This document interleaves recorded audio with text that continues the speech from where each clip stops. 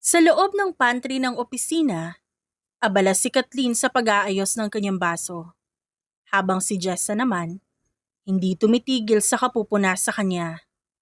Ano ba, Kathleen? Kanina ka pa nakatingin sa pinto ng opisina ni Sir Mateo. Halatang halata ka na, te. Asar ni Jessa habang humihigop ng juice. Lo, di kaya. Tinitignan ko lang kung tapos na yung meeting nila. Alam mo naman na kailangan ko ang pirma niya sa files ko, di ba? Depensa ni Kathleen, kahit namumula na ang pisngi. Sus, pirma o yung mukha niya ang gusto mong makita? Sabihin mo na kasi. Ang pogi ni Sir Mateo, no? Yung tipong kahit pagalitan ka, okay lang basta siya yung kaharap mo. Jessa, tumigil ka nga. Boss natin yun. Tsaka imposibleng mapansin niya ang isang tulad ko. Maraming mas maganda sa akin sa accounting department. Anong mas maganda? Mas makapalang makeup ng mga yon pero ikaw natural. Kita mo? Kahit yung simpleng suot mo ngayon, lutang na lutang yung kagandahan mo. Ewan ko sa'yo, Jessa. Magtrabaho na nga tayo. Hindi natapos ni Kathleen ang sasabihin niya nang biglang bumukas ang pinto ng pantry. Pumasok si Mateo na seryoso ang muka. Pero, agad ding lumambot nang makita si Kathleen. Dumiretso ito sa tabi ni Kathleen kung nasaan ang coffee vending machine. Good morning, Sir Mateo. Bati ni Jessa na parang kinikilig din para sa kaibigan. Good morning. Tipid na sagot ni Mateo habang naguhulog ng barya sa coffee vending machine. Pagkuha niya ng kape, hindi siya umalis. Humarap siya kay Kathleen at sumandal sa gilid ng mesa. Kathleen, right? Tanong ni Mateo habang nakatingin ng diretso sa mga mata nito. Opo sir. Kathleen po yung pangalan ko. Medyo nauutal pa na sagot ni Kathleen. Lagi ka nandito sa pantry tuwing gantong oras. Coffee lover ka rin ba? Tanong ni Mateo. Hindi po masyado sir. Nag-aayos lang po ng gamit. Good. Kasi baka mamaya kabahan ka lalo pag uminom ka ng kape. Mahinang sabi ni Mateo. Inilapit niya ang mukha niya sa tenga ni Kathleen. Bagay sa yung lipstick mo today. It makes me want to skip work and just stare at you. Nanlaki ang mga mata ni Kathleen sa sinabi ng boss. Sir? Just kidding. Or maybe not. Ngumisi si Mateo at uminom ng kape niya bago tumayo ng tuwid. See you in my office later, Kathleen. Bring the files. I'll be waiting. Pagkaalis ni Mateo, parang nawala ng hangin sa baga si Kathleen. Agad siyang niyugyug ni Jessa sa balikat. Hoy, ano yung tinginan na yun, ha? Hindi na normal yun, ha? That's not a normal boss stare. Saad ni Jessa na medyo napapatili pa, pero sinaway lang ni Kathleen. Jessa, yung boses mo nga, hinaan mo. Mamaya may makarinig sa'yo. Saway ni Kathleen pero hawak-hawak ang pisngi niyang nag-aapoy na sa init. Narinig mo ba talaga yun? Kala ko guni-guni ko lang eh. Anong guni-guni? Ramdam ko yung tensyon, te. Sinasabi ko na nga ba eh. May gusto yun sa'yo. Kanina pa siya nakatingin na parang may gustong tikman. Ani Jessa, na may mapanoksong ngiti. Grabe ka naman, pero alam mo ba? Ang bango niya, Jessa, amoy baby. Ganun. Amoy baby pala ha. Yung tipong gusto mong kargahin, ganon? Pigil tawang sagot ni Jessa. Naku, delikado ka na. Baka sa susunod niyan, bumili ka na ng parehas na pabango para matchy kayo. Tigilan mo nga ako, Jessa. Napailing na sagot ni Kathleen. Diyan ka na muna. Aayusin ko lang yung mga files na kailangan. Makalipas ang ilang oras, hawak-hawak ni Kathleen ang folder habang nakatayo sa harap ng pintuan ni Mateo. Kahit abala sa trabaho buong maghapon, hindi pa rin maaalis sa isip niya ang amoy at boses ni Mateo mula sa nangyari kanina sa pantry. Huminga siya ng malalim at inayos ang suot bago kumatok sa pintuan. Pasok. Maikling utos ni Mateo mula sa loob. Dahan-dahang pumasok si Kathleen. Nakita niya si Mateo na nakasandal sa kanyang executive chair. Nakatanggal ang 2 botones ng polo at tila hinihintay talaga siya. Sir, ito na po yung mga files na hinihingi niyo kanina. Sabi ni Kathleen habang dahan-dahang inilalagay ang folder sa ibabaw ng table. Thank you, Kathleen. Kala ko nakalimutan mo na ako. Sagot ni Mateo habang nakatingin ng malalim sa kanya. Hindi naman po, sir. Marami lang po inasikaso sa baba. Halika rito. Lumapit ka. Gusto ko rin paliwanag mo sa kanto report na ginawa ni Jessa. Parang may hindi ako maintindihan. Utos ni Mateo sabay turo sa pwesto sa tabi ng upuan niya. Kahit kinakabahan, lumapit si Kathleen. Nang yumuko siya ng konti para ituro ang isang graph, biglang naramdaman ni Kathleen ang kamay ni Mateo na humawak sa kanyang braso. Dahan-dahan. Humahaplos pataas. Sir, yung report po. Pabulong na sabi ni Kathleen. Pilit pinipigilan ng panginginig ng boses. Never mind. Hayaan mo muna ang report, Kathleen. Mas interesado ako kung ba't mabilis ang paghinga mo ngayon. Nakangising sabi ni Mateo. Inilapit niya ang upuan para mas lalong dumikit kay Kathleen. Kasi po, sir, ang lapit niyo po. Ayaw mo ba? Tanong ni Mateo. Hinawakan niya ang isang hibla ng buhok ni Kathleen. Nilagay sa likod ng tenga ng dalaga. You know, Kathleen, it's hard to focus on these papers when you're standing right next to me, smelling this good. Napalunok si Kathleen. Ramdam niya ang init ng katawan ni Mateo. Gusto niyang tumakbo palayo, pero parang nanlalambot ang kanyang tuhod sa kilig. Sir, baka may makakita sa atin. May salamin po itong office niyo. Babala ni Kathleen habang nakatitig sa mapanuksong mga mata ni Mateo. Naka-blinds yan, Kathleen. Wala makakakita sa atin kundi mga files na to. Sagot ni Mateo sabay haplos sa pisngi ni Kathleen gamit ang likod ng daliri. You should visit my office more often. Mas gusto ko ang ganitong meeting. Sir naman kailangan ko na pong bumalik sa table ko. Sabi ni Kathleen pero hindi naman siya gumagalaw. Sige na. Baka hindi na kita palabasin dito pag nagtagal ka pa. Go. Pero asahan mo. Tatawagan kita ulit sa susunod. Halos magmadaling lumabas si Kathleen sa opisina. Nang makasara ang pinto, sumandal siya doon at napahawak sa pisngi sa sobrang init. What the hell, Kathleen? Ano yun? Ba't ganun siya makatingin sa'yo? Bulong niya sa sarili, habang pilit na pinakakalma ang kanyang puso na nagwawala sa kilig. Makalipas ang ilang oras, nakauwi siya ng bakas sampagod sa katawan at isipan. Pagbukas niya ng pinto, naabutan niya si Aling Rosa sa sala. Nagtitiklop ng mga damit. Nandito na ho ako, Nay. Mahinang bati ni Kathleen habang dahan-dahang hinuhubad ang kanyang sapatos. Oh, Kathleen, gabing-gabi na. Masyado ka naman nagpapakapagod dyan sa opisina niyo. Abay heto, minom ka muna ng tubig. Sabi ni Aling Rosa habang tumatayo para kumuha ng baso. Salamat, Nay. Marami lang tinapos na reports.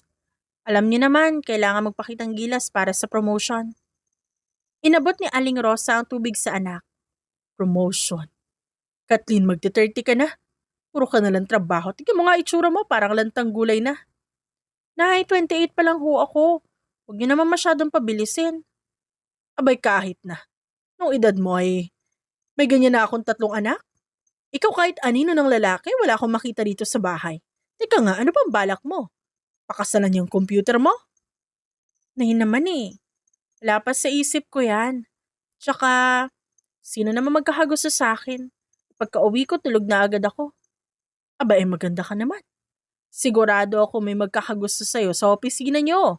Abay baka nga meron na ngayon. Ayaw mo lang siguro pansinin. Biglang pumasok sa isip ni Kathleen ang mukha ni Mateo at ang paghaplos nito sa braso niya kanina. Napangiti siya ng hindi oras. Oh, ba't kang umingiti dyan? Sinasabi ko na nga ba, may tinatago ka sa akin ano? Hirit ni Aling Rosa habang naniningkit ang mga mata. Wala, Nay. Naalala ko lang yung biro ni Jess sa kanina. Nakakatawa ho kasi.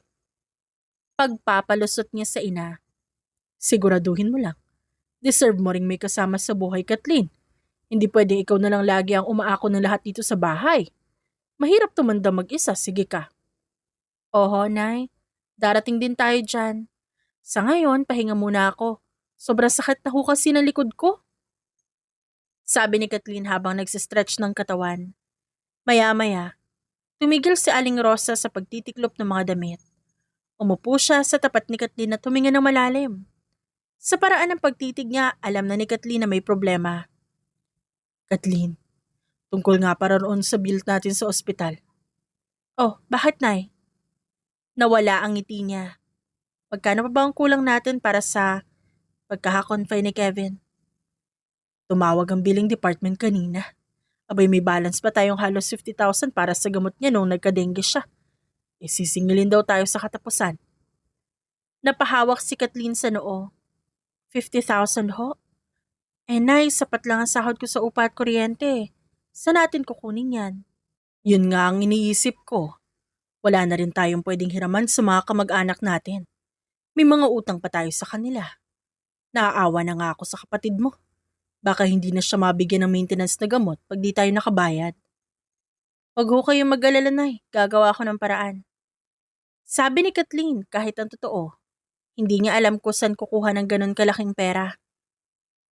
Saan ka kukuha, anak? Masyadong malaki yun. Baka naman pwedeng mag-advance ka sa opisina niyo. Sige ho, susubukan ko. Pero bago pa lang po ako sa posisyon ko eh. Baka hindi agad ma-approve. Pero gagawan ko ho ng paraan pangako. Abay, pasensya ka na, Kathleen, ha? Imbis na nagpapahinga ka na. Heto at binibigyan pa kita ng problema. Hinawakan ni Kathleen ang kamay ng kanyang ina. Nay, okay lang. Pamilya ho tayo. Kakayanin natin to. Pagpasok ni Kathleen sa silid, hindi agad siya nakatulog. Nakahiga siyang mulat ang mga mata. Iniisip ang kapatid niyang si Kevin. Mabigat ang dibdib niya, pero pinili niya magpakatatag. 50,000. Saan naman nakukuha nun sa loob ng isang linggo? Bulong niya sa sarili. Biglang pumasok sa isip niya ang mukha ni Mateo. Si Sir Mateo kaya? Pwedeng tumulong sa kanya? Pero nakakahiya. Ano na lang iisipin nito sa kanya? Na lumalapit lang siya dahil sa pera? Nagpabalik-balik ang isip ni Kathleen. Ang kilig na naramdaman niya kanina sa opisina, napalitan na matinding pangamba. Alam niyang kailangan niyang kumilos. Kahit na ang ibig sabihin nito ay ang paglunok ng kanyang pride sa harap ng lalaking lihim niyang kinahuhumalingan. Kailangan gumaling ni Kevin, kahit ano gagawin ko. Determinado ang sabi niya sa sarili, bago tuluyang pinikit ang kanyang mga mata, dala ang bigat ng buong mundo. Sa kabilang banda, pagod na umuwi si Mateo sa kanilang mansyon. Malawak ang bahay, ngunit hindi yun nakapagpagaan ang loob niya. Binigay niya ang coat sa katulong at dumiretso sa sala kung saan naghihintay ang kanyang inang si Madam Victoria. Mabuti naman at nakauwi ka na, Mateo. Kanina pa kita hinihintay para maghapunan. Bungad ni Madam Victoria habang nakaupo ng tuwid sa sofa. Marami ako meeting, Mom. Ba't di ka pa natulog? How can I sleep? Inaasikaso ko ang future mo. Tumawag na ako sa mga Alcantara today. Pumayag na sila. Nakangiting sabi ng kanyang ina. Kumunot ang kanyang noo. Pumayag para saan? Sa arranged marriage niyo ni Isabella. It's perfect, Mateo. Magiging malakas ang kumpanya natin kapag nagsama-sama ang mga ari-arian natin. And also, Isabella is beautiful, educated, and rich. Mom, stop it. Sabi ko naman sa'yo, di ba? Wala akong balak magpakasal sa taong di ko naman kilala. Seryosong sagot ni Mateo. Hindi mo pa siya kilala dahil ayaw mo siyang siputin tuwing may dinner. Mateo, you're not getting any younger. Kailangan mo na ng asawa na kapantay ng status natin. I don't care about status, Mom. Kaya kong palakasin ang kumpanya na mag-isa. Hindi ko kailangang ibenta ang sarili ko para lang sa pera. Tumayo si Madam Victoria at bahagyang tumaas ang boses. What? Stop what you're thinking, Mateo. Huwag mong ubusin ang buhay mo sa puro trabaho lang. You need an heir. You need Isabella. I said no. Huwag niyo ako igawa na appointment sa kanila dahil hindi ako sisipot. And I'm tired, Mom. Matutulog na ako. Tumayo na si Mateo. Mateo, huwag mo akong talikuran. Pag-isipan mo ito na mabuti. Hindi ka habang buhay na binata at siguraduhin mong hindi ka nakikipag-date sa kung sino-sino lang na babae dyan. Sigaw ng kanyang ina. Hindi na siya sumagot. Patuloy siyang umakyat sa hagdan. Ramdam ang bigat ng isip dahil sa pinipilit ng kanyang ina. Pagpasok sa kanyang kwarto, agad siyang humiga sa kama nang hindi nagpapalit ng damit. Nakatingin sa kisame habang umaalingaw-ngaw sa tenga niya ang sigaw. Status, Isabela. Wala akong pakialam sa inyo. Biglang nagbago ang ekspresyon ni Mateo nang maalala niya si Kathleen, kung paano namula ito sa pantry habang kinakausap niya, kung paano ito manginig habang hinahaplos niya ang braso nito kanina sa opisina. Bakit ba hindi ka malis sa isip ko, Kathleen? Bumangon siya at sumandal sa headboard. Kinuha niya ang phone at binuksan ang database ng kumpanya hanggang sa makita ang larawan ni Kathleen. Simple lang ang ngiti nito, pero sapat para mapangiti rin siya.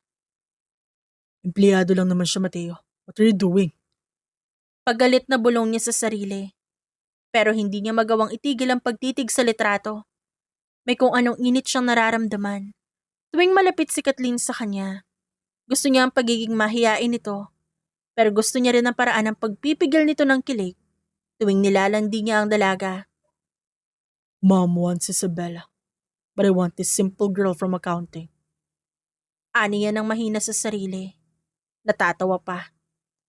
Naisip niya, kaya niya kayang aminin sa sarili na higit pa sa pagiging boss ang nararamdaman niya para sa babaeng yon. Pero, natatakot siya. Natatakot siyang baka mapahamak lamang si Kathleen kapag nalaman ng kanyang inang may nagugustuhan siyang ordinaryong babae. Ayaw kong aminin, pero mukhang nahuhulog na talaga ako. Ba't ba kasi ang ganda mo, Kathleen? Kinabukasan, hindi na mapakali si Kathleen sa mesa niya. Nakatitig siya sa bill ng ospital na ipinadala ng kanyang ina. 50,000. Napatingin siya sa pinto ng opisina ni Mateo. Maaaring yun ang natitira niyang pagpipilian. Kathleen, okay ka lang? Kanina ka pa parang balisa dyan. Ah, oo naman. May kailangan lang ako itanong kay Sir Mateo tungkol sa personal na bagay. Personal?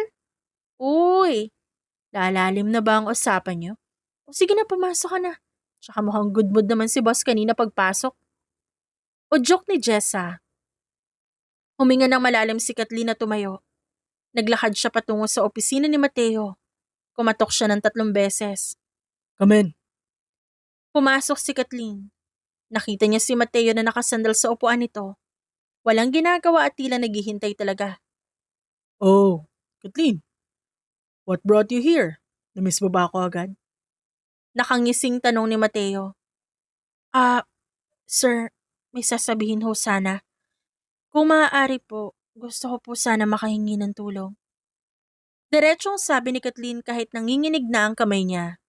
Tulong? Tungkol saan? Kailangan ko ho kasi ng pera, sir.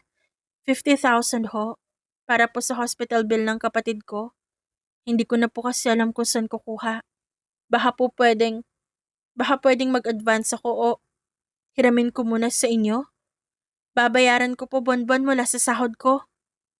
Tumayo si Mateo at dahan-dahang lumapit kay Kathleen. Huminto siya sa harap ng babae. Sapat na para maamoy ni Kathleen ang bango niya. Maliit na halaga lang yun para sa akin, Kathleen. Pero ba't ko naman gagawin yun?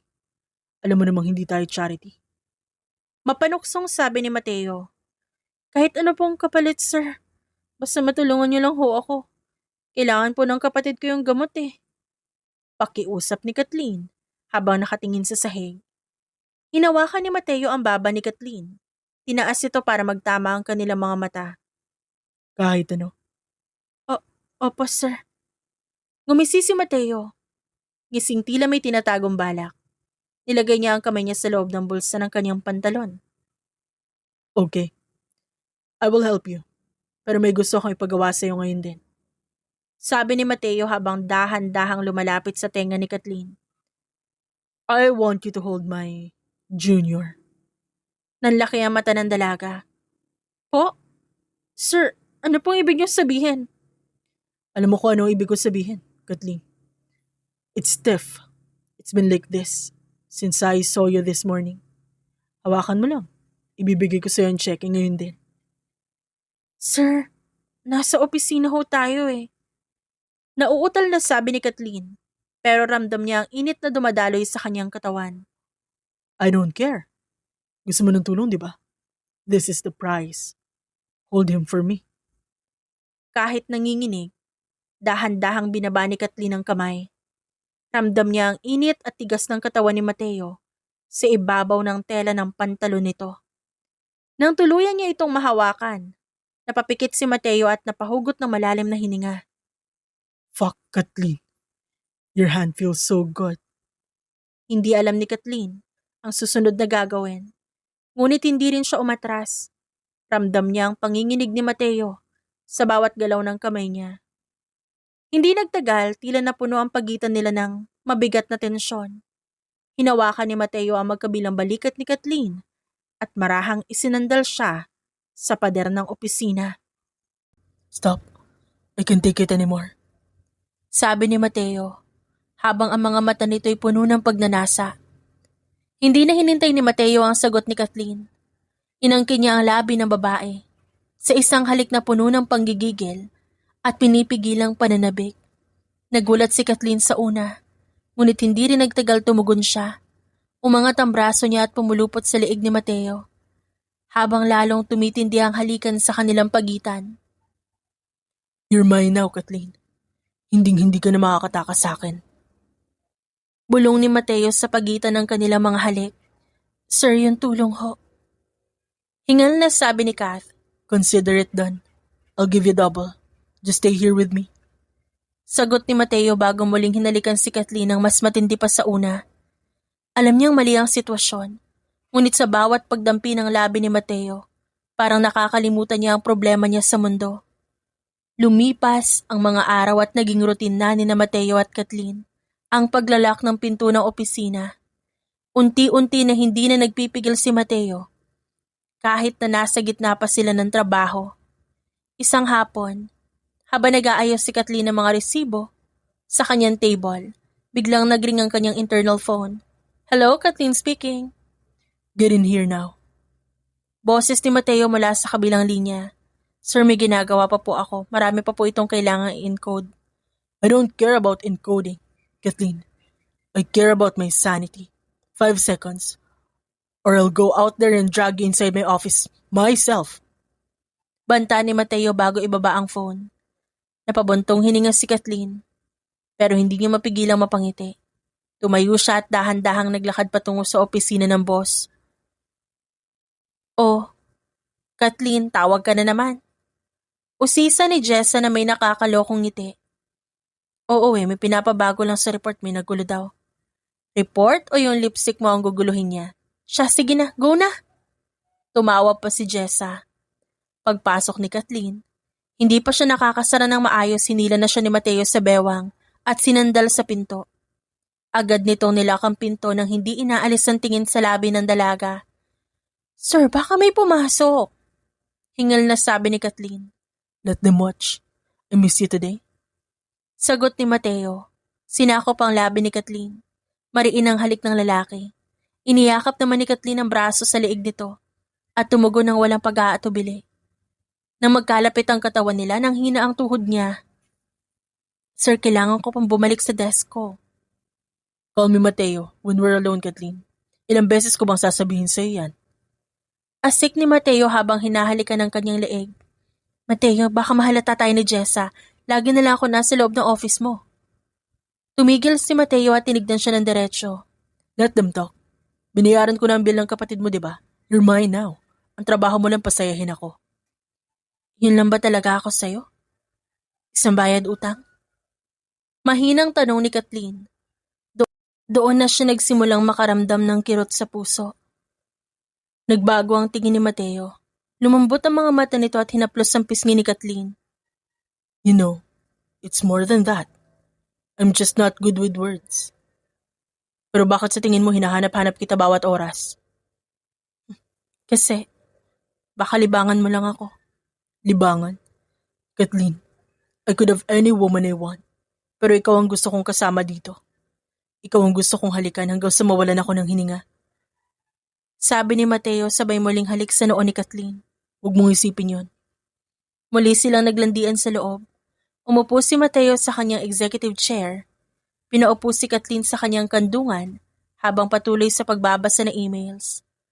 Ang isang kamay ni Mateo nasa hita ni Kath, dahan-dahang humahaplos habang ang dalaga nakasandal sa dibdib ng kanyang boss. Mateo, magtrabaho ka na. Biro ni Kathleen habang pinaglalaruan ang botones ng polo ni Mateo. I am working. Working on how to keep you here forever. Ang harot mo talaga kahit kailan, no? Tumatawang saad ni Kath nang kagatin nito ang kanyang tenga. Only for you, Kath. Only for you. Lumipas ang hapon na ganun silang dalawa. Sa bawat sandaling magkalapit, lalo lamang napatunayan ni Kathleen na nahihirapan na siyang lumayo. Alam niyang masungit at strikto si Mateo. Ngunit ang lambing nito kapag sila lang ang magkasama, sapat para malimutan niya ang maaaring idulot ng relasyong meron sila. Paglabas ni Kathleen ng opisina, medyo magulo ang kanyang buhok at namumula ang mga labi. Oh, anong balita sa report? Nang aasar na tanong ni Jessa na tumaas baba ang kilay. Ayos naman, marami lang corrections. Sagot ni Kathleen sabay upo at pilit na nag-focus sa screen. Pero ang isip niya nasa kandungan pa rin ni Mateo. Pagsapit ng tanghalian, at puno ang pantry ng mga empleyado mula sa iba't ibang department. Siyempre hindi mawawala ang usapan tungkol sa napapansing pagiging close ni Kathleen at ng kanilang boss na si Mateo. Nakaupo si Kathleen sa gitna, pilit na kumakain ng kanyang baon, habang pinalilibutan siya ni Jessa at ng dalawa pang katrabahong sina Marites at Gina. Hoy, Kat! Aminin mo na kasi sa amin, ano ba talaga sikreto mo? Panimula ni Gina habang nakatitig sa mukha ni Kathleen. Sikreto? Wala naman ako sikreto, Gina. Ano bang pinagsasabi niyo? Sus, kunwari pa ito. Kathleen, di kami bulag ha. Halos araw-araw ka nang nasa loob ng office si Sir Mateo. Minsan inaabot pa kayo ng overtime na kayo lang dalawa ang naiiwan. Hirit naman ni Marites. Trabaho lang yun, guys. Alam niyo naman na maraming kailangang ayusin sa accounting. Tumawa ng malakas si Jessa. Trabaho. Kathleen, nakita kita nung isang araw paglabas mo na office ni Sir. Gulo-gulo yung buhok mo, pati lipstick mo. Para kayong gumawa ng milagro. Namula na husto si Kathleen. Jessa, ano ba ang lakas ng boses mo? Wala kami magagawa, Kathleen. Lakas kasi ng tama ni Sir sa'yo eh. Sabihin mo nga anong gayuma ba ang ginamit mo? Pinakain mo ba siya ng kung ano? O baka naman nagpunta ka sa Quiapo? Asar ni Gina. Wala akong gayuma. Baka sadyang mabait lang si Sir Mateo sa akin. Mabait? Si Sir Mateo? Teo, lalaking yun. Kahit guard natatakot dun. Pero pagdating sa'yo para siyang tuta na sunod ng sunod ng tingin. Sabi ni Marites. Kaya aminin mo na, ginayuma mo no? Pwede ba mahiram yung formula? Para naman makahanap din ako ng CEO. Hala, hindi talaga. Baka nagkataon lang na kailangan niya ng tulong ko kaya lagi kami magkasama. Sabi ni Kathleen. Pero sa loob-loob niya kinakabahan siya dahil baka mahalata talaga sila. Nagkataon, ang tawag ng landian na. At aminin mo masarap yung landian niyo, di ba? Pagtawa ni Jessa habang sinusundot ang tagiliran ni Kathleen. Kayo talaga puro kayo kalokohan. Kumain na nga lang tayo? Hindi natapos ni Kathleen ang sasabihin nang biglang tumahimik ang pantry. Napahinto ang mga nagkukwentuhan at sabay-sabay na palingon sa pinto. Pumasok si Mateo. Hindi ang karaniwang seryoso at may dalang folder, kundi may bitbit na malaking buki ng pulang rosas. Nakasuot siya ng shades at may ngisi sa labi, sapat na para matunaw ang sinumang tumingin sa kanya. Nasa si Kathleen? Tanong ni Mateo nang may otoridad, pero may halong lambing din sa boses. Dahan-dahang tinaas ni Kathleen ang kanyang kamay. Halos gusto niya na magtago sa ilalim ng lamesa sa sobrang hiya. Sir? Naglakad si Mateo patungo sa table nila. Bawat hawak niya, sa bulaklak, pinagtitinginan ng mga tao. Sa hakbang na kanyang ginagawa, may maririnig na mahihinang tili mula sa mga babae sa paligid. Huminto siya sa harap ni Kathleen at inabot ang bulaklak. I saw this on my way back from a meeting. I thought they look like you. Beautiful and very tempting. Sir, maraming tao ho. Pabulong na saad ni Kathleen habang tinatanggap ang rosas. I don't care about them, Kathleen. I just want you to know that I'm thinking of you. Yumuko siya ng konti at hinawakan ng kamay ni Kathleen sa ibabaw ng lamesa. By the way, ready your things later. We have a private meeting at 7. Sige po, sir. Gumisi si Mateo at kinindatan si Kathleen bago tumalikod at lumabas ng pantry. Pagkasara ng pinto, sabay-sabay na nagtilian ang lahat ng babae sa loob. Oh my God, Kathleen, totoo ba yun? Sigaw ni Gina. Oh my God, private meeting daw, Kathleen. Te, ibang level na yan. Hirit ni Marites habang nagpapaypay ng sarili gamit ang kamay. Sabi ko sa inyo masarap daw kasi si Kathleen sa paningin ni Sir. Dagdag pa ni Jessa habang tawang-tawa sa itsura ni Kathleen na parang nangangamatis na ang mukha sa kapulahan. Diyos ko, nakakahiya talaga. Bulong ni Kathleen habang yakap-yakap ang rosas. Ano nakakahiya? Te, ikaw na ang reyna ng opisina. Isipin mo isang Mateo Valderrama nagdala ng flowers sa pantry? Aba, ngayon lang to nangyari sa kumpanyong to. Kathleen, pingin naman ng isang piraso, baka sakaling mahawa ko sa swerte mo. Biro ni Gina sa kanya. Kahit nahihiya, hindi maiwasan ni Kathleen ang umiti habang nakatitig sa mga rosas. Alam niyang lalo pang pag-uusapan ng tungkol sa kanila. Ngunit sa bawat sulyap niya sa mga bulaklak, dama niya ang pagmamahalo kahit pagnanasa ni Mateo para sa kanya. O ano, tuloy pa ba ang lunch o diretso ka na sa office niya? Lunch muna. Kailangan ko ng energy para sa private meeting mamaya. Biro ni Kathleen ay kinagulat at ikinatawa ng mga kaibigan niya. Ayun, lumalaban na ang ating Kathleen, oh, go girl! Ani Jessa, habang nagpatuloy ang tawanan at tilian nila sa loob ng pantry. Kinahapunan, masaya si Kathleen habang naglalakad sa hallway dala ang kape para kay Mateo. At iniisip ang roses na ibinigay nito kanina. Paglapit niya sa pinto ng opisina, napansin niyang bahagya itong nakabukas at may naririnig siyang boses ng babae sa loob. Mateo, kailangan nating tapusin ang listahan ng mga bisita para sa engagement party niyo ni Isabela. Sabi ng babae sa loob. Napatigil si Kathleen sa harap ng pinto. Hawak niya ang doorknob, pero hindi siya makapasok. Sumilip siya at nakita ang isang babaeng maayos manamit. Nakatayo sa harap ng mesa ni Mateo. Mama, I told you, ayaw ko ng party na yan. Busy ako sa trabaho. Sagot ni Mateo at bakas ang inis sa boses nito. Work. Mateo, ang kasal niyo ni Isabela Alcantara. Ang pinaka-importanting event sa pamilya natin ngayong taon. Ito ang magpapalakas sa ating kumpanya. It's an arranged marriage that's been planned for years. Nanigas si Kathleen sa kanatatayuan. Arranged marriage? Kasal? Isabela is expecting you to call her. She is your fiancé, Mateo. Huwag mo siyang baliwalain dahil lang sa distractions mo rito sa opisina. Dagdag pa ng ina nito. She's not my fiancé, Mom. Wala akong pinipirmahan. But you will. Next month na ang announcement ng wedding ninyo, lahat ay nakaset na. Ang gown, ang simbahan at ang honeymoon niyo sa Paris. Mateo, Isabela is the perfect woman for you. Hindi ka pwedeng magpakasal sa kung sino-sinong ordinaryong tao lang. Mom, please, umalis ka na muna. May gagawin pa ako. Fine. Pero asahan mo ang tawag ni Isabela mamaya. Huwag kang pasaway, Mateo. Isipin mo ang pangalan ng pamilya natin. Narinig ni Kathleen ang yabag ng ina ni Mateo, papunta sa pinto. Kaya agad siyang umatras at nagtago sa likod ng pader habang pinipigilan ng luha at nanginginig ang hawak niyang baso ng kape. Nang makaalis ito at mawala sa hallway, hindi na siya tumuloy sa loob. Gusto niyang harapin si Mateo at itanong kung totoo ang narinig niya, pero walang lumabas na salita sa bibig niya. Dahan-dahan siyang bumalik sa kanyang desk, parang pinagsakluban ng langit at lupa.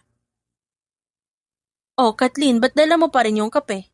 Di mo na ba ibibigay kay sir? Tanong ni Jessa, na napansin ang pamumutla niya. Ano kasi, may bisita siya, hindi mo na ako pumasok. Sino yung bisita? Yung matandang babae na mukhang mayamang-mayaman?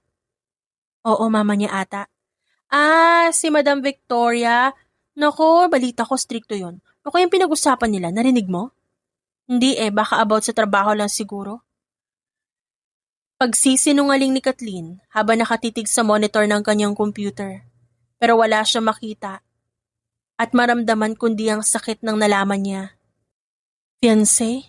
Next month na ang announcement ng kasal? Paulit-ulit na tanong sa isip ni Kathleen. Naramdaman niya ang sobrang sakit sa dibdib. Lahat ng haplos at mga halik, pati ang pangakong, "Stay with me." Totoo ba ang lahat ng yon? O isang laro lang ba kay Mateo ang lahat habang naghihintay ito sa nakatakdang asawa nito? Kathleen, okay ka lang ba talaga? Parang iiyak ka na dyan. Pag-aalala ni Jessa. Okay lang ako, Jess. Medyo masama lang pakiramdam ko. Baka kulang lang sa tulog. Sabi ni Kathleen, sabay punas sa gilid ng kanyang mata. Maya-maya, nagring ang kanyang internal phone. Alam niyang si Mateo yon. Ayaw niyang sagutin pero hindi siya pwedeng magpahalata. Hello? Kathleen, pumasok ka rito. I need you. Boses ni Mateo. Parang wala nangyari. Parang hindi siya katatapos ng kausapin ng ina tungkol sa kasal sa ibang babae. Sir, marami pa akong ginagawa. Baka pwedeng bukas na lang. I said come here. Ngayon din. Don't make me repeat myself. Huminga ng malalim si Kathleen. Inayos niya ang muka at pinigilan ng emosyon. Magpapanggap ako. Magpapanggap ako na wala akong alam. Hanggat di niya sinasabi sa akin ng totoo. Bulong niya sa sarili. Bago tumayo at dahan-dahang naglakad pabalik sa opisina ni Mateo. Habang naglalakad siya, mabigat ang kanyang pakiramdam. Ang lalaking mahal niya ay nakatakda pa lang ikasal sa iba. At mas masakit dahil hindi man lang nito sinabi sa kanya. Pagpasok ni Kathleen sa opisina, nakita niya si Mateo na nakatayo malapit sa bintana. Nakatalikod sa kanya. Inayos muna ni Kathleen ang sarili. Inalis ang anumang bakas ng lungkot sa kanyang muka. Huminga siya ng malalim at pilit na nagpakita ng ngiti.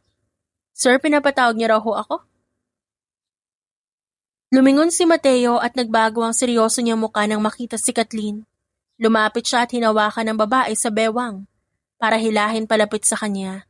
Tagal mo naman. I missed you. Bungad ni Mateo, bago dinikit ang kanyang noo sa noo ni Kathleen. Kaalis lang po ng bisita niyo, diba? Baka pagod kayo. Sabi ni Kathleen at pilit pinatatatag ang boses. Kahit gusto niya itanong kung sino ang Isabela na yon. Wala yan. Boring na usapan lang tungkol sa negosyo. Mas gusto kitang kausap. Ba't para malamig yung kamay mo, kinakabahan ka ba? Hindi ho. Siguro dahil sa aircon? Ano pong gagawin natin? May ipapa-encode ba kayo? Tumawa ng mahina si Mateo at mas sinigpitan ng yakap sa kanya. Encodings, mamaya na yan. Gusto ko muna mag-relax dito. Halika. Inalalaya ni Mateo si Kathleen papuntang sofa. Pinaupo ito sa kandungan niya. Nanatiling tahimik si Kathleen habang hawak siya ni Mateo. Pero sa isip niya, paulit-ulit ang mga salitang wedding at fiancé. Mateo, tawag ni Kathleen. Sinubukan niyang gamitin ang pangalan nito gaya ng gusto ng boss. Yes, baby? Sagot ni Mateo habang hinahalikan ng leeg niya.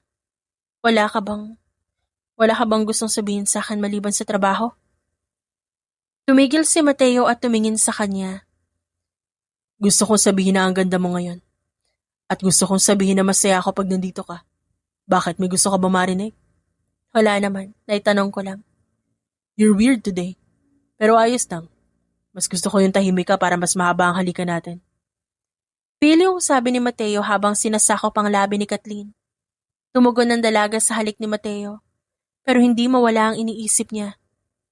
Habang hinahalikan siya nito, naalala niya nakatakda itong ikasal sa iba. Niyakap niya si Mateo at mas sinigpitan ng hawak, na para bang ayaw niya itong mawala sa kanya. Mateo, wag mo ako iiwan ha? Bulong ni Kathleen sa gitna ng kanilang lambingan. Ba't naman kita iiwan? I'm obsessed with you, Kathleen. Alam mo yan. Kahit anong mangyari dito ka lang sa tabi ko. Are you sure? Yes, no need to worry. Nagpatuloy ang kanilang lambingan sa loob ng opisina. Pinagmamasdan ni Kathleen si Mateo habang tumatawa ito at hinahaplos ang buhok niya. Pero hindi mawala sa isip niya ang tungkol sa kasal. Makalipas ng ilang oras, tahimik silang dalawa sa sofa. Mateo, kailangan ko na lumabas. Baka hanapin ako. 5 more minutes. I don't want to let you go yet. Mateo, baka makita tayo ng gwardya, gabi na. Fine, pero bukas maaga kang pumasok. Gusto ko ikaw muna ang makita ko. Nang makalabas si Kathleen ng opisina, agad siyang naglakad ng mabilis patungo sa restroom. Pagpasok niya sa cubicle, doon bumuhos lahat ng luhang kanina niya pa pinipigilan. Tinakpan niya ang bibig para hindi marinig ang kanyang paghikbi. Ba't kailangan ganito, Mateo? Bakit nangangako ka ng dito ka lang ko ikakasal ka naman pala sa iba? Tanong niya sa sarili. Agad niyang kinuha ang kanyang bag. Nagmadaling lumabas ng opisina. Hindi niya pinansin ang mga katrabaho niya nagtatanong kung ba't siya nagmamadali. Ang tanging gusto niya lang ngayon, makauwi. At ilabas ang lahat ng sakit sa piling ng kanyang ina. Pagdating ng bahay, pagkasara niya ng pinto, hindi niya na napigilan ang paghagulhol. Napasandal pa siya sa pinto at dahan-dahang napaupo sa sahig, habang tinatakpan ng muka. Naabutan siya ni Aling Rosa, nakapapasok lang galing kusina. Kathleen! Diyos ko anak, ano nangyari sa'yo? Nay, hikbi ni Kathleen. Hindi niya magawang ituloy ang sasabihin dahil sa tindi ng iyak niya. Tumayo ka dyan anak. Halika at maupo tayo. Sabihin mo sa akin, may nangyari ba sa'yo sa trabaho? Pinagalitan ka ba? Pag-aalala ng kanyang ina, habang inaalalayan siyang tumayo patungo sa sofa. Umiling si Kathleen habang pinupunasan ang kanyang mga mata. Nay, si Mateo yung boss ko. Oh, ano meron sa kanya? Akala ko ba mabait siya sa'yo? Di ba tinulungan pa niya tayo sa hospital bills ng kapatid mo? Yan na nga po eh. Akala ko, seryoso din siya sa akin. Akala ko mahal niya talaga ako dahil sa pinapakita niya sa opisina. Pero kanina narinig ko yung nanay niya. Nakatakda na siyang magpakasal sa isang babaeng mas mayaman na arranged marriage daw. Next month na raw yung announcement. Kasal? Sigurado ka ba sa narinig mo, Kathleen? Opo, Isabella raw yung pangalan ng babae. Fiancé na raw niya. Pero kanina nung pumasok ako sa office, wala siyang sinabi sa akin. Ang galing niyang magpangga, parang walang nangyari eh. Eh baka naman hindi niya gusto yung kasal. Anak naman, baka napipilitan lang siya. Kahit nanay, ba't di niya sinasabi sa akin? Pinagmumukha niya akong tanga. Habang nilalandi niya ako, may iba pala siyang pakakasalan. Masakit na ya. Sobrang sakit dito.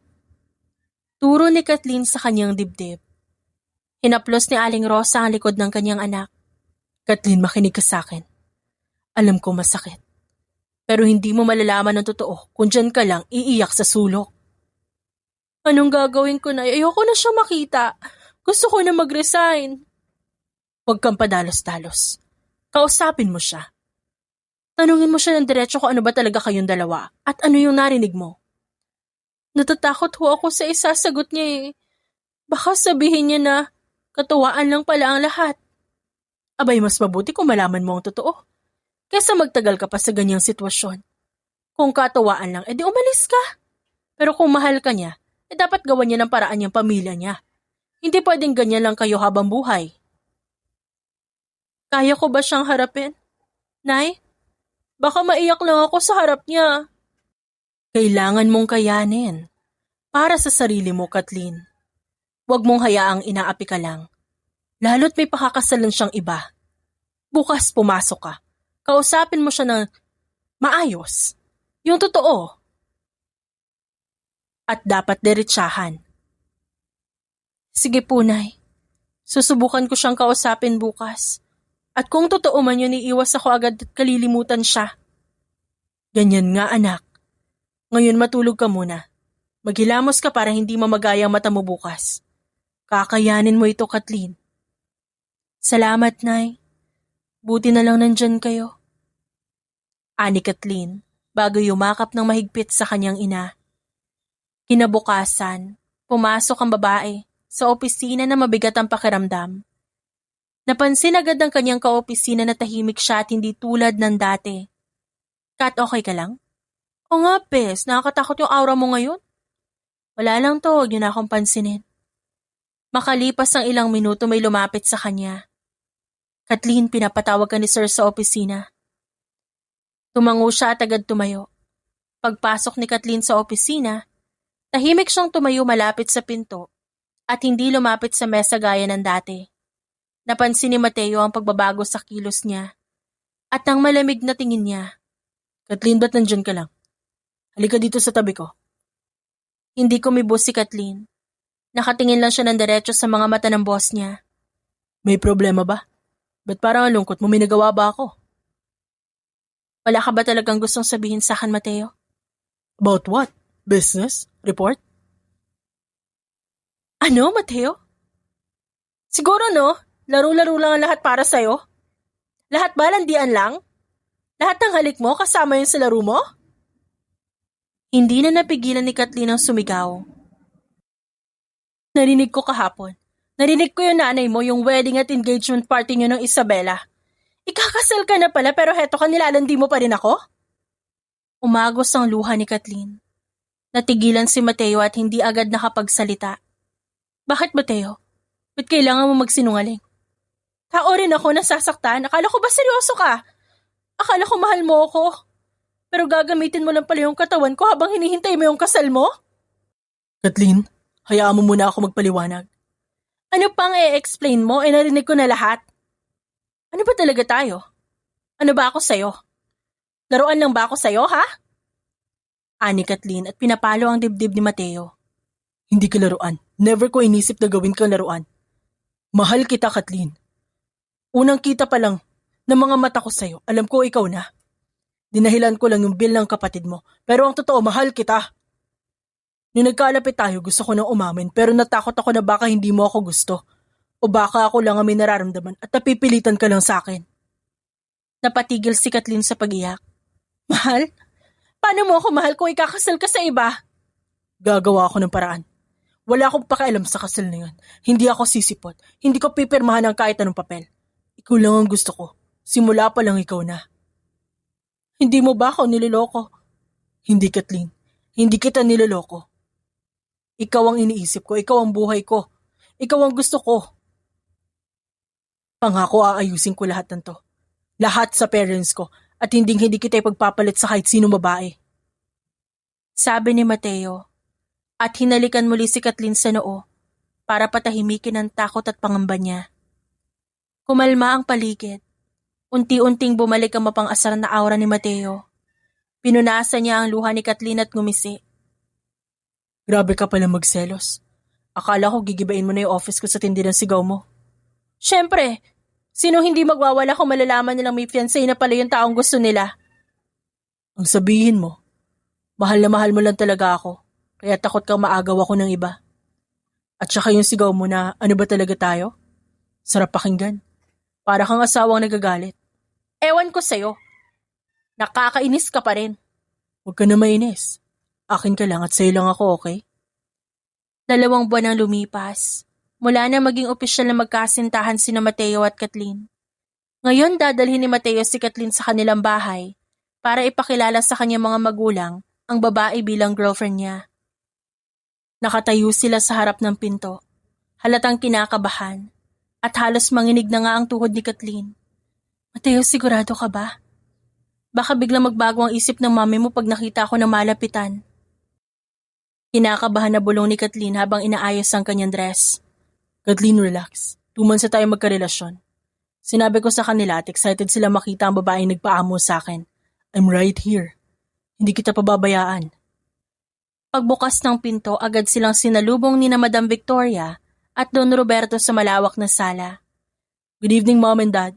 Finally, I want you to officially meet Kathleen, my girlfriend. Naglakad palapit si Madam Victoria. Imbes na maging mataray, hinawakan niya ang magkabilang kamay ni Kathleen at ngumiti ng tapat. Iha, bago ang lahat. Gusto ko munang humingi ng tawad. Panimula ng matandang babae. Pagpasensyahan mo na ako sa narinig mo noong nagkausap kami ni Mateo sa opisina. Alam kong nagulat ka at nasaktan. Talagang gusto ko lang makapag-asawa itong anak ko. Kaya pinipilit ko siya sa iba. Pero nung makita ko kung gaano kanya kamahal at handang ipaglaban sa amin, alam ko nahanap na niya ang babaeng mamahalin niya ng buo. Nakahinga ng maluwag si Kathleen. Maraming salamat po.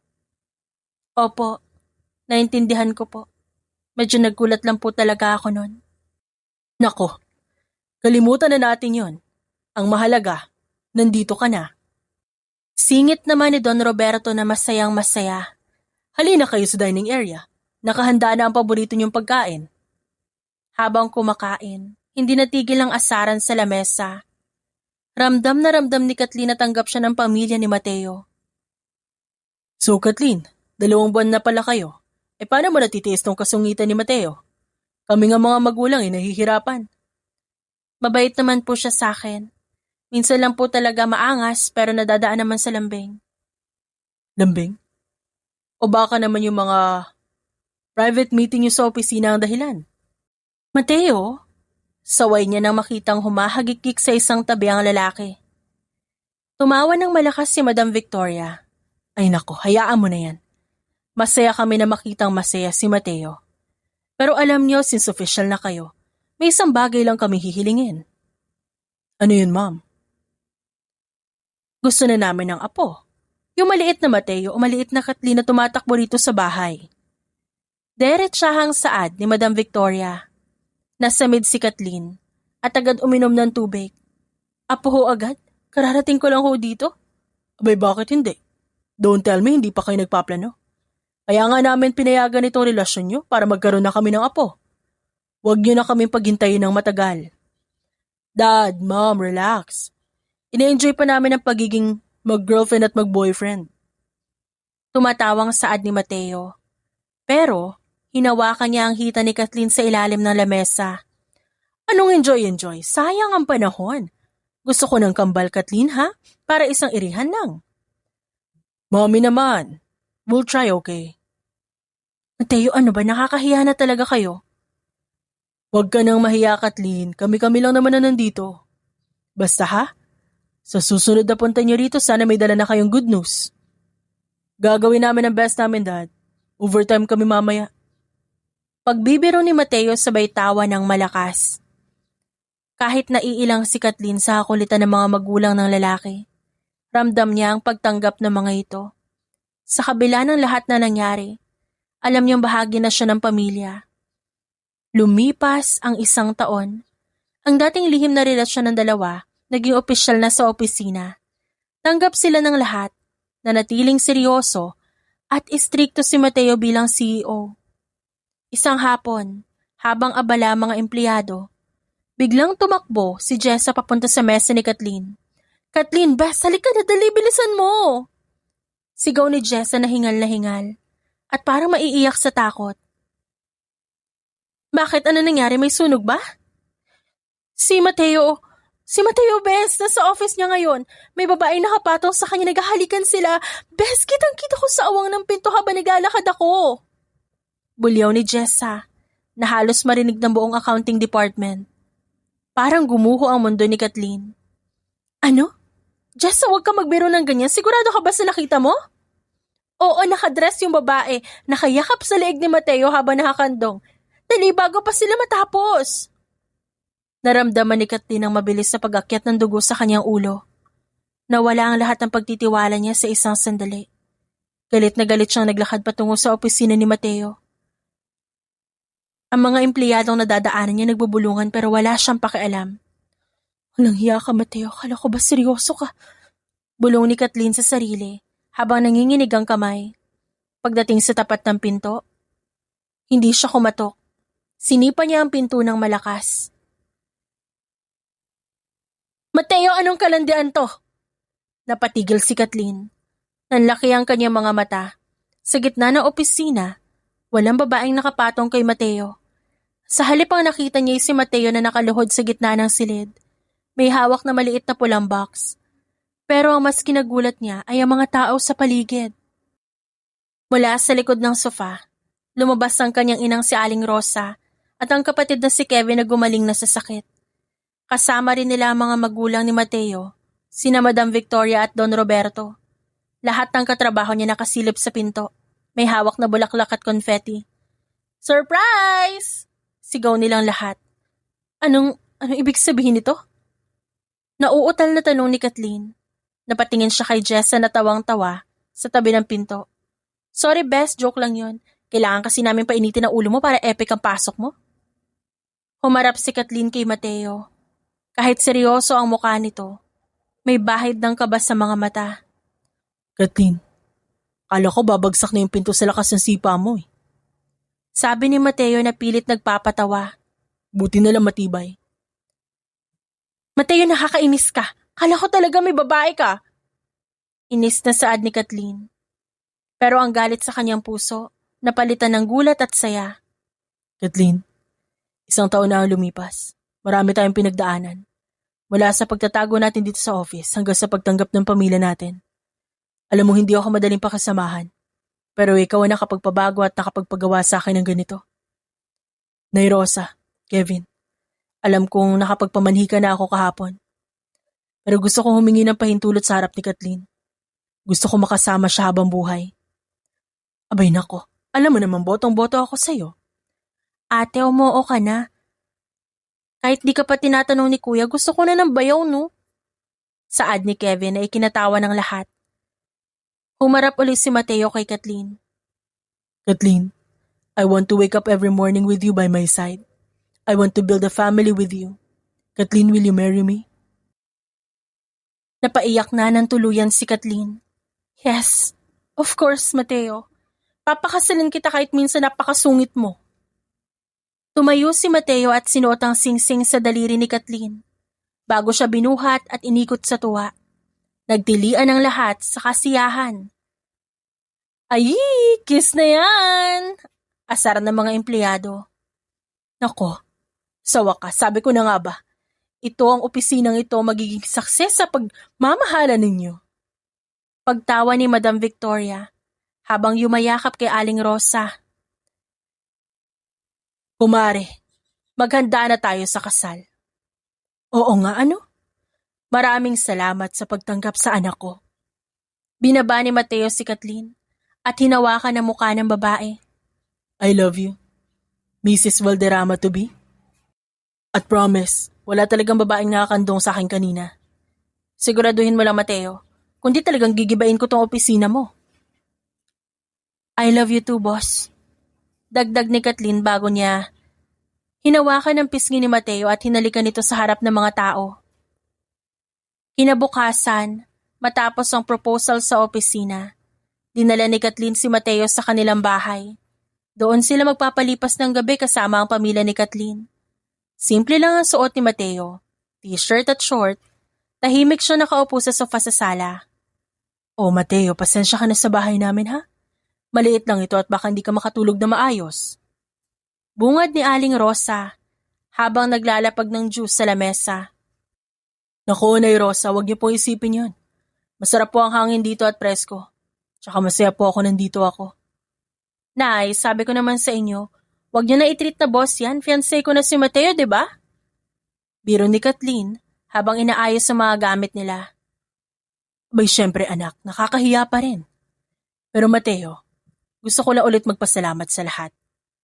Wala po yun, Nay. Pamilya na rin po ang turing ko sa inyo. At saka investment ko po yun para mapapayag si Kathleen na pakasalan ako. Pang-aasar ni Mateo sabay kindat kay Kathleen. Bolero ka talaga. O sige na, magluluto lang ako ng hapunan. Sabi ni Aling Rosa. Nay, sandali lang po. Ako na po magluluto. Gusto ko pong tikman niyo ang luto ko. Marunong ka magluto, Mateo? Tanong ni Kathleen. Of course. Noong nag-aaral ako sa abroad, ako ang nagluluto para sa sarili ko. Sige na, Nay, maupo na lang kayo dyan. Ikaw, Kathleen, samahan mo ako sa kusina. Ikaw ang tagabalat ng sibuyas. Habang nagluluto si Mateo ng espesyal adobo at sinigang, tuwang-tuwa si Aling Rosa na nanonood sa malayo. Hindi niya akalain na ang isang CEO kayang humawak ng sandok at maghiwa ng karne nang walang bakas ng pandidiri at pagrereklamo. Pagkatapos kumain at magligpit, naglabas si Aling Rosa ng isang lumang album. Heto, Mateo.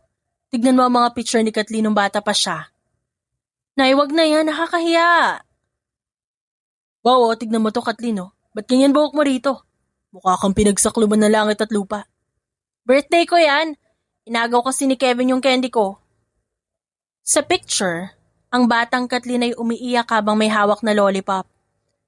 At ito pa na ba't nakasuot siya ng panlalaking damit dito? Tanong ni Mateo habang tawang-tawa sa picture ni Kathleen na naka-basketball na jersey. Ah, ayan ba? Gusto kasi niya sumama sa mga kalaro niya sa labas. Tomboy-tomboy yan ng bata. Kwento ni Aling Rosa. Grabe, Kathleen. Cute mo pala ng bata pero parang ang sungit mo na rin. Ewan ko sa'yo, akin na nga yan. Sabay hablot ni Kathleen sa album. Pero mabilis itong inilayo ni Mateo. Wait, gusto ko tong picture na to. Yung nakanganga habang natutulog. Isisave ko to sa cellphone ko para may panakot ako sa'yo pag nag-away tayo.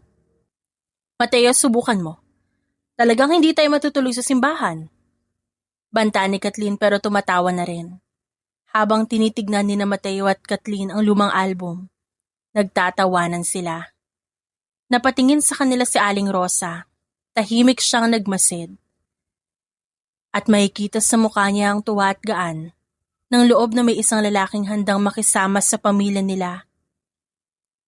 Alam mo, Mateo, noong una talaga natatakot ako para kay Kathleen. Sabi ko napakalayo ng mundo niyo sa amin, na baka biro lamang ang lahat. Pero nung makita kitang nagluluto at tumutulong sa anak ko, nakampante na ako. Naisabi ko naman sa inyo, marunong talaga ako. Maarte lang ako pag nasa office. Oo nga, Nay. Maarte yan. Pero mabait naman siya at magaling tumulong, nakakaintindi at madaling makisama. Salamat, Mateo, ha? Napakaswerte ng anak ko sa'yo. O siya, gabi na. Mateo, doon ka na sa kwarto ni Kevin matulog. Ikaw naman, Kevin, dito ka na lang sa sofa, okay lang ba? Okay lang, Nay. Basta ba bigyan ako ni Kuya Mateo ng pambili ng bagong sapatos bukas? Tawa ng kapatid ni Kathleen. Kahit 10 sapatos pa, Kevin. Basta bantayan mo ang ate mo, ha? Baka may lumapit na ibang lalaki dito. Wala nang lalapit yan, Kuya. Takot lang nila sa'yo. Nang makatulog sina Aling Rosa at Kevin, naiwan sina Mateo at Kathleen sa maliit na veranda ng bahay. Nakakahiya talaga yung picture ko. Burahin mo na yung kinuha mo sa phone mo. Ayoko nga. Yun ang wallpaper ko simula bukas. Para pag may nag-apply na sekretarya, titignan ko lang ang picture mo na nakanganga. Matatawa na ako at may isip ko na mas gusto ko pa rin ang original. Ang sama mo talaga. Pero seryoso, Mateo. Di ka ba naiinitan dito? Wala kaming aircon. Electric fan lang, maingay pa. Kathleen, ilang beses ko bang sasabihin sa'yo? Hindi aircon ang kailangan ko para makatulog na maayos. Ang kailangan ko, yung alam kong pagising ko bukas nandyan ka pa rin. Akin ka pa rin. Tsaka masarap yung luto ko kanina, di ba? Naubos ni nanay eh. Oo na, masarap na. Ang yabang mo talaga, no? Maangas lang, hindi mayabang. Huwag kang mag-alala, Mateo. Mahal ka ng pamilya ko at mahal na mahal din kita.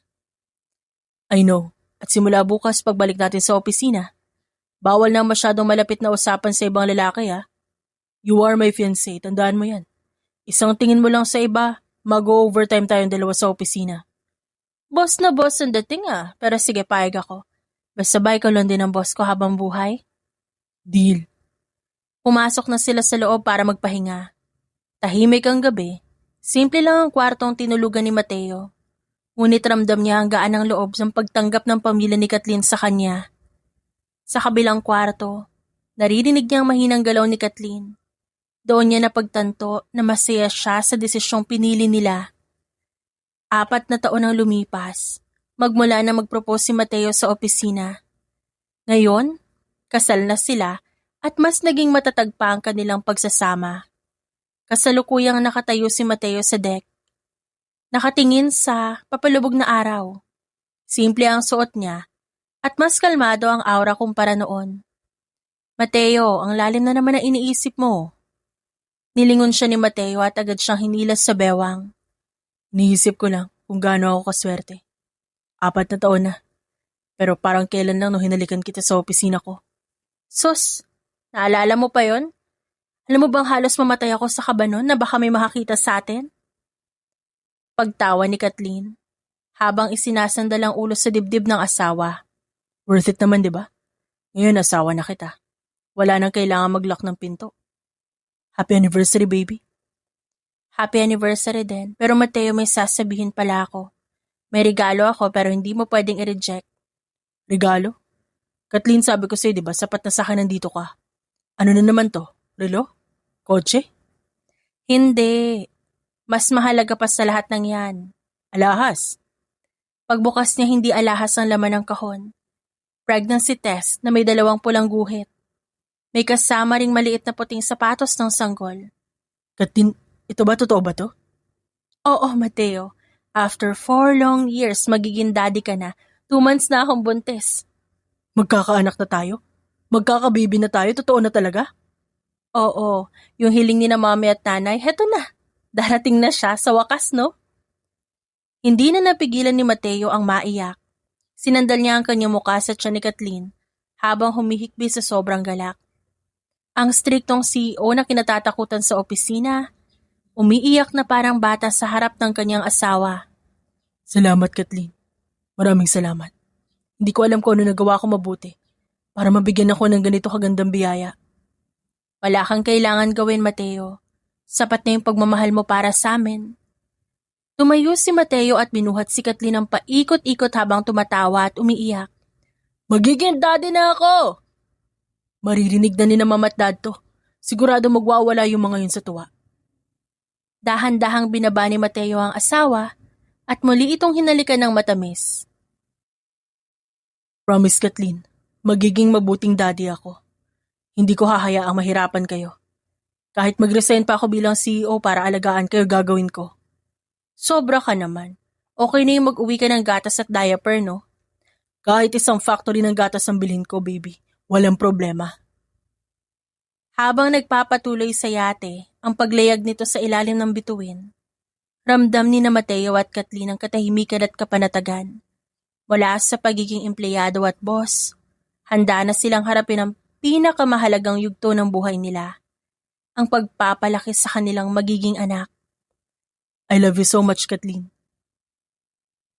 Kayong dalawa, ng baby natin, mahal na mahal ko kayo. I love you more, Mateo. Happy anniversary sa ating tatlo.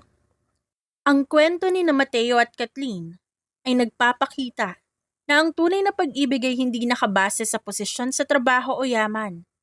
Sa kabila ng selos, arranged marriage at pagtanggap ng magulang, napatunayan nila na ang katapatan at paninindigan ang pundasyon ng matatag na relasyon.